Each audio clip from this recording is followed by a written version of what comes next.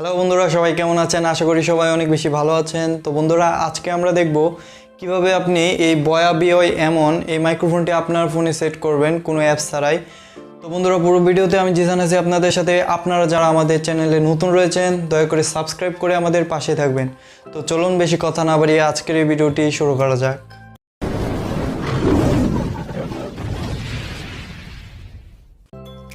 তো বন্ধুরা, মাইক্রোফোনটি set up করার জন্য আপনাকে প্রথমে আপনার ফোনের যে সেটিংস রয়েছে সেই সেটিংসে আপনাকে চলে যেতে হবে। তো আমি আমার ফোনের যে সেটিংস রয়েছে সেই সেটিংসে আমি চলে যাচ্ছি।